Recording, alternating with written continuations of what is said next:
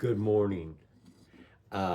Here at the Garden of Life, I get a lot of calls and people ask me questions. If you have one, call 336 about your animal, or you can email me at herbmoniz at msn.com. That's herbmoniz at msn.com. You can always see our website, www.cvaag.org. Please hit the like button and subscribe and share, and hopefully we can all, uplift each other in the animal world as pet owners and shelter enthusiasts and rescues and et cetera, et cetera. I've been doing about 30 years. I'm not the alpha and the omega of animal rescue, but I've done a lot. I've over the last 32 years, I've helped a lot of animals. I'm not bragging on myself. I'm just saying, man, that's a lot of critters. But anyways, I got a call yesterday about an aggressive animal, that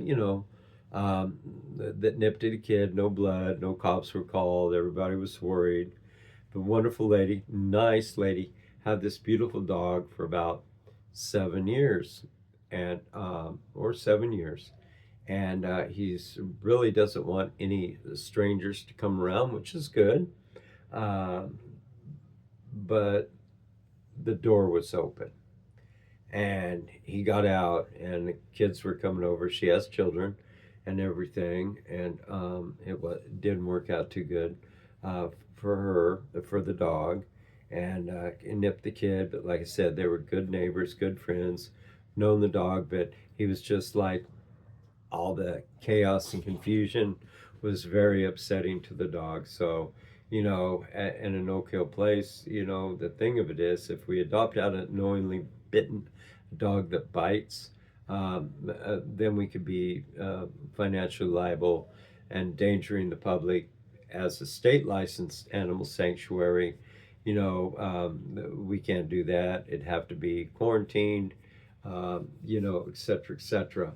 Um, the ones that have bitten people that I know of are here with us for life. Doesn't mean they're, it's not always animal problem. It's most of the time, 99% of the time, human error. So that said, okay. So she called and wanted to know, about rehoming or this or that, or some suggestions. It would be cruel to bring the dog here, because it's been in the only home it knows for 7 years. It's protecting it, it's its territory, and their little heads, it's them. So the thing when I'm saying, oh, my glasses. I need a new pair of glasses. Great book, by the way, if you're in recovery. What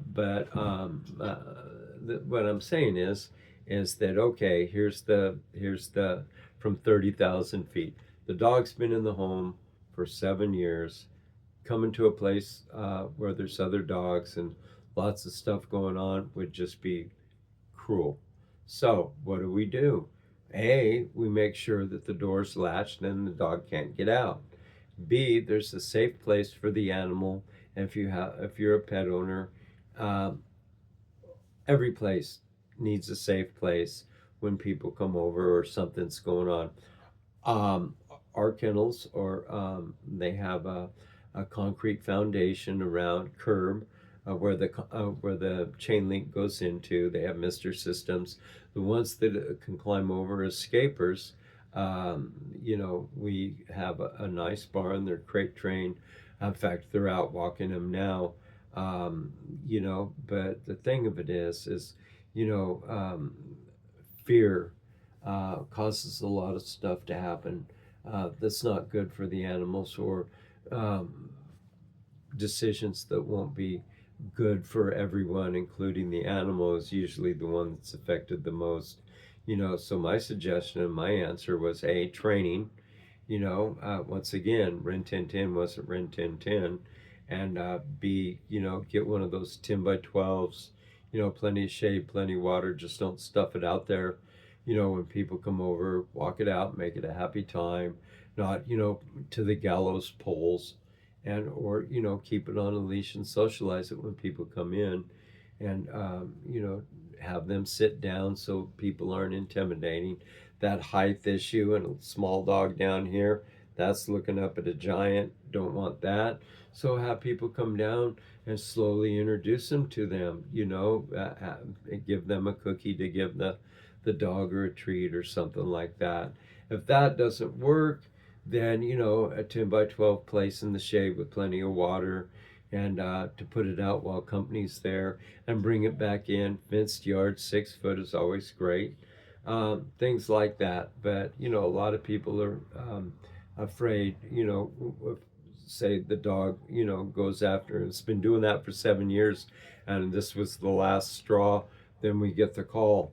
Wonderful lady. She's going to try all the suggestions that I gave her.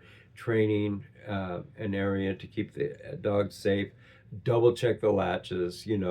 I bet the child that left that latch open probably will remember every time now it goes in and out. Mistakes happen in the human and animal world, and it's just trying to overcome them. So hopefully the dog will live the rest of its life out in his area, his home. It's just as much his home as it is theirs.